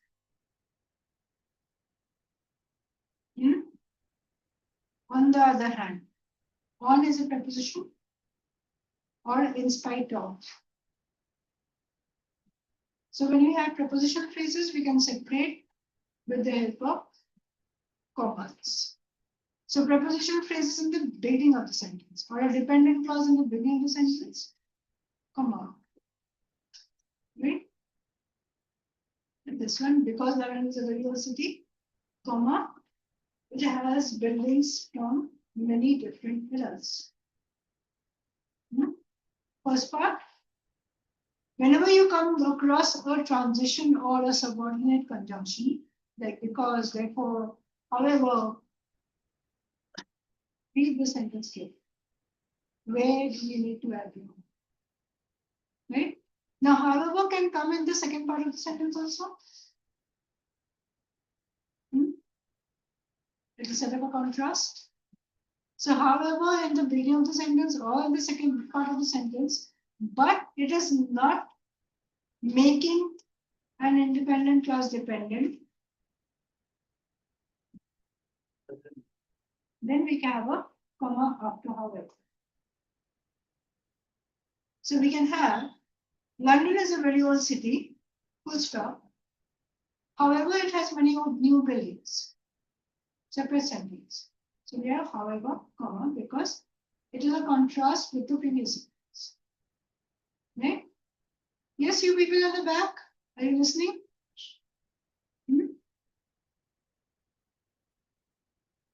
Okay. Now, non-essential clauses or words, we need commas to separate. Betsy, a lovely woman, offered to knit us socks. So your main sentence is, Betsy offered to knit us socks. A lovely woman, extra information. Comma before, comma after. Right? Any extra information which we call non-essential information or phrase, they also call it positives. Now they won't ask you what is an A positive. Don't, it's okay not to know. Like this one, London is a very old city. It does, however, no. However is coming in the middle of the sentence. Comma before, comma after. So here, however, is the A positive.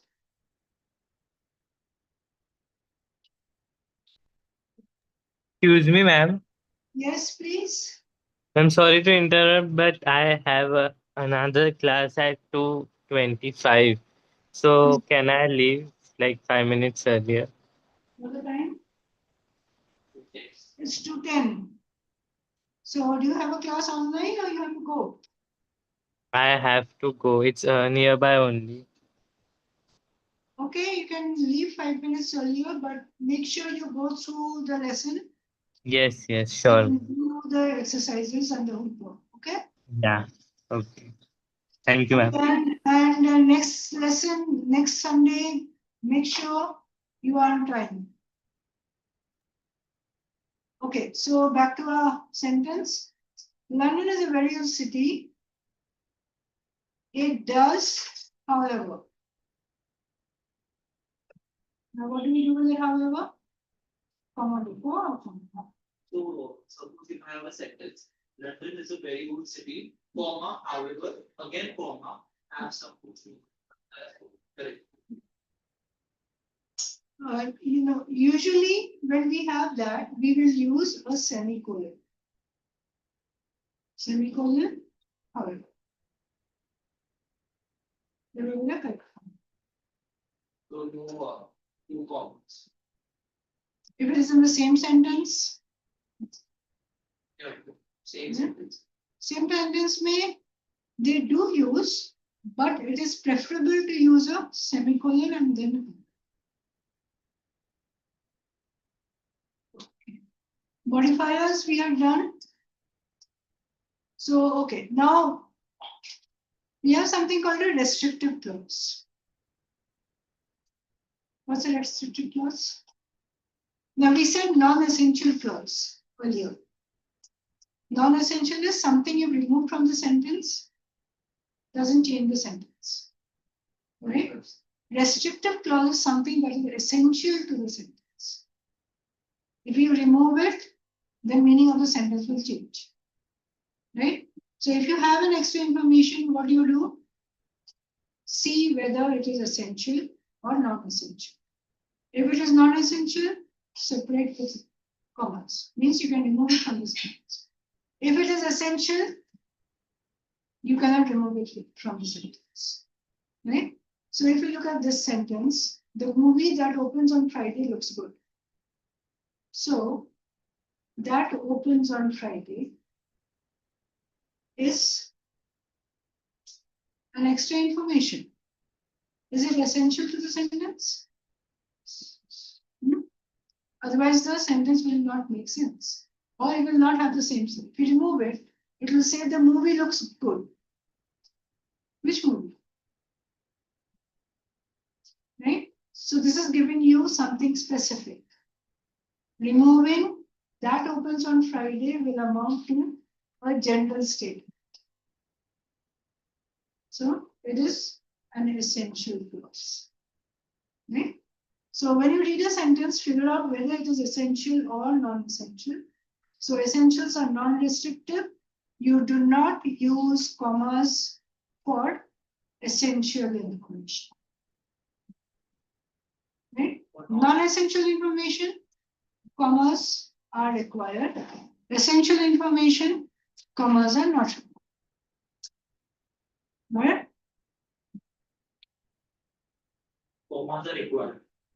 Commas are required for non-essential. Commas not required for essential. Now, there's a difference between restrictive and non-restrictive. Now, non-restrictive means non-essential. So non-essential modifiers, comma after modifier, if it is in the beginning of the sentence, comma before, if it is at the end, comma on both sides if it is in the middle. This much is clear. So, comma before, comma after, comma in the middle. Like, though thought he was prepared, he failed the examination.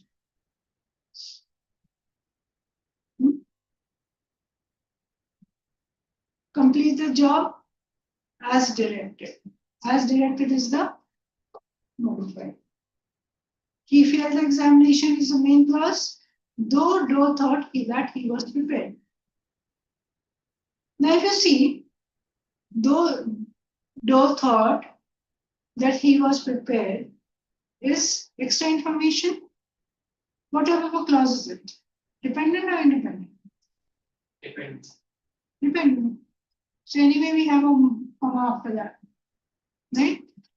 Complete the job as directed. Main sentences, complete the job. As directed is your modifier. Now in this sentence, Megan Rapinoe, a striker with 62 goals in international play, is known for her activism in addition to a soccer stardom. A striker at 62 goals in international play. Can we remove it from the sentence? Yes. Still make sense? So, comma before, comma. Okay. Now, separating items in a list when you have 3 or more items, we need commas. If we have just 2 items, then only and no commas required.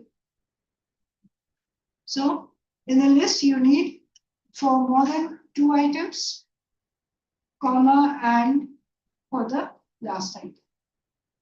Right? Say your list is in the beginning of the sentence, then same rule. Hiking, skiing, and whitewater rafting have always been some of my favorite activities. Now, if a sentence doesn't conclude with a list,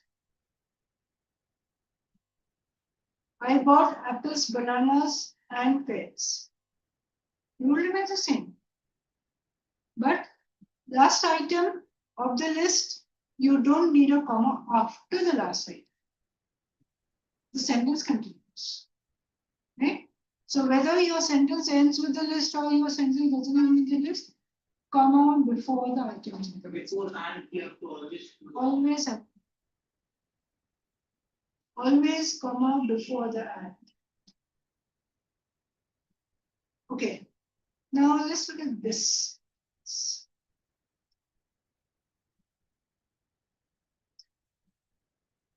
Can you read this sentence carefully? I won't read it for you.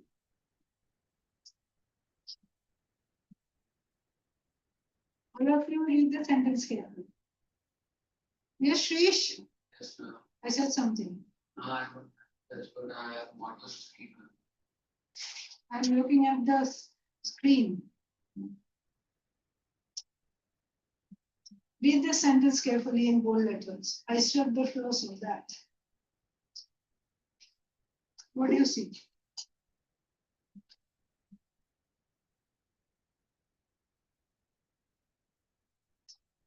It's a long sentence.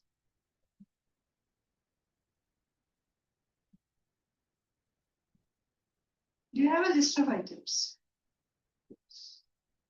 Right? A list of items doesn't mean single words. It could be phrases. Right? Now, when you have a list of items, you have to be careful to separate all the items. So what do? Number them. I swept the floor so that all the dust bunnies ran for cover. Right? Dusted them out. So all the dust bunnies ran them for cover. I swept. So this was your first. Dusted them out from underneath the furniture. Third part, gathered them all into a big pile. Fourth one, decided I was too lazy to wrangle them into the trash can. That was 4. And fifth part is, and gathered them all under the rug. So that's your last item, comma, and. Right?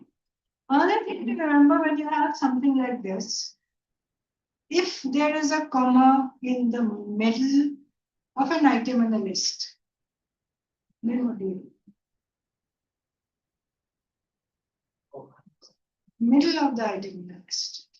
Suppose we had dusted them, comma,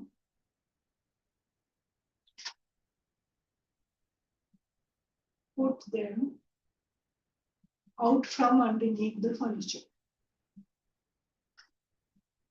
Now, item number 2 has a comma in the middle. In that case, you will separate the items with the help of semicolons. Right? So you have to be careful. So when you have a comma, is it separating items?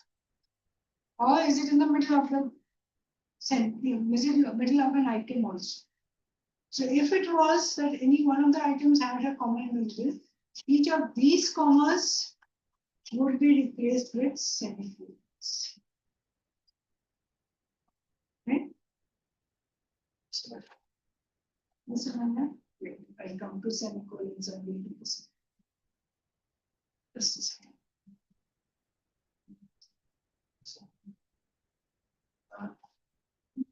This time? Yes, sir. Can I take 5 minutes more? Very good time. Done I? Fine. Okay, 2 minutes if you don't. Okay, now you can go through these 2 adjectives which can be interchanged. You can have a common name. Transition words, we did this. However, meanwhile, in the beginning, comma. Before quotes, you use commas. Right? When addressing a person by name. So in the beginning of the sentence, you are addressing somebody by name, comma. Okay, this is very important. Punctuating such as. When you use such as in a sentence.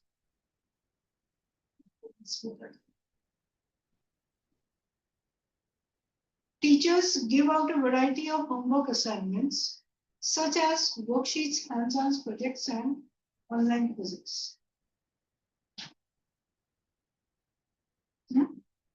What does such as mean in a sentence?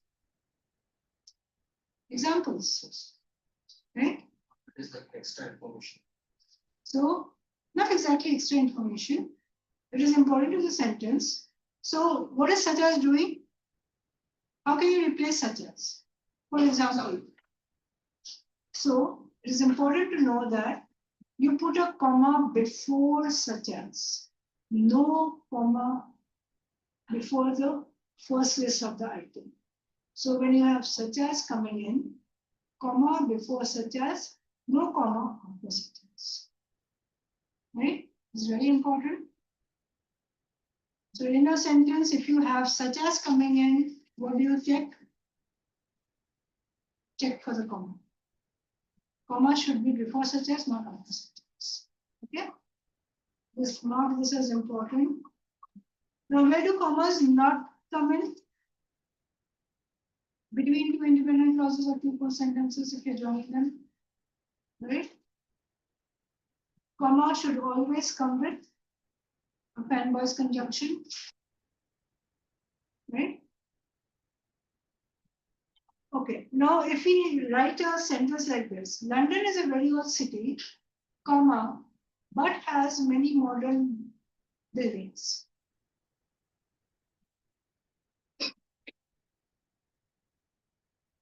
And whenever you have a comma coming in, what do you see?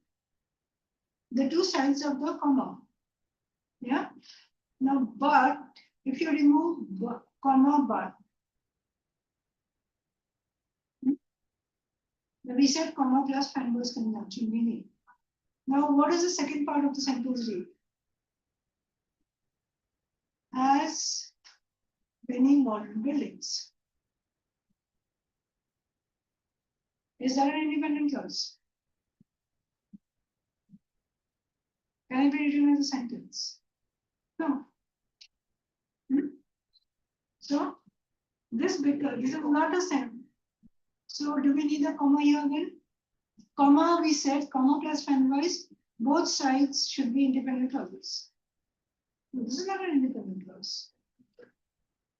So we don't need comma, we can just say but has many modern buildings. So your sentence will be without the comma. So if your subject doesn't come in the second part of the sentence. Now, if you're confused, what do you see? Is the second part of the sentence also a independent clause? If it is still an independent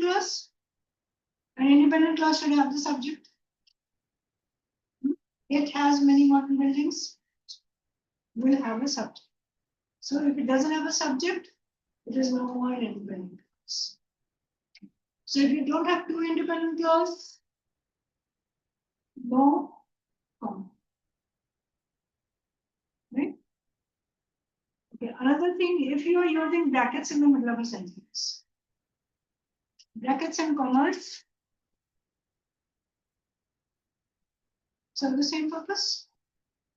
Extra information in the middle of the sentence, you can put into brackets.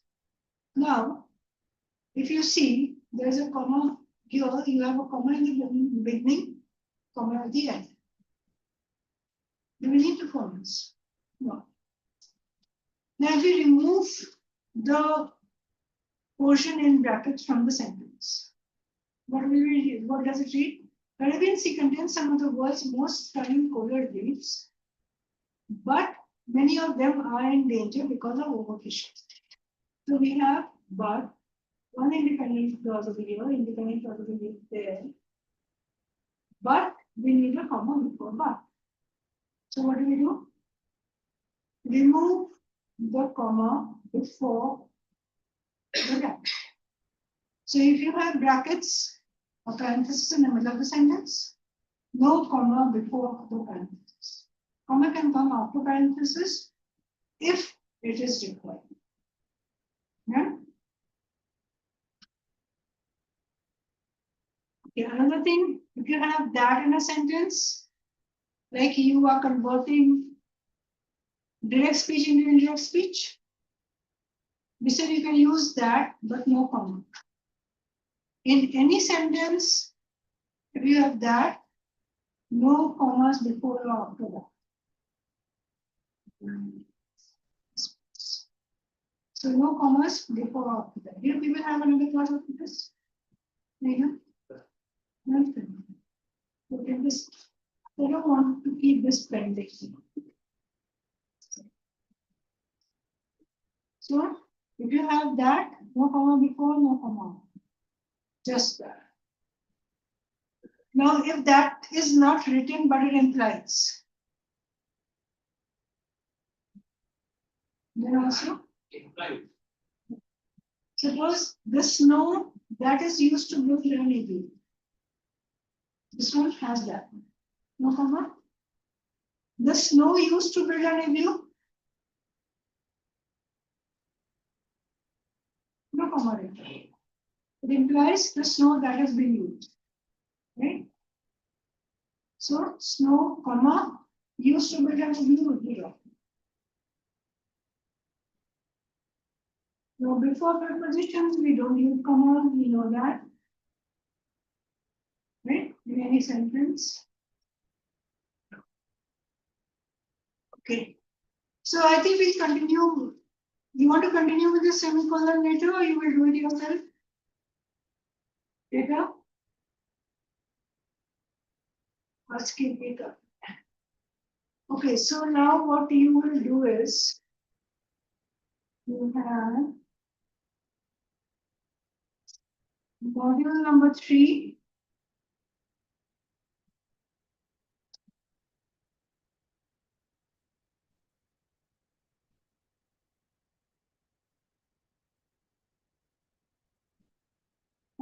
Chapter 3, page 62 to 73. So number 1, you will do the questions in the PPT for the parallelism and modifiers. Write it down. No, first assignment is do all questions in the PPT, right? And here we have, page 67, module 3, exercise 1. So what type of punctuations and all that is not required, but do the exercises from 7 onwards. Yeah? Or you can do all of this. Correctly punctuated, incorrectly punctuated. So exercise 1, page 67 to 71. 30 questions. Yeah? These are on punctuation. Okay then, thank you very much.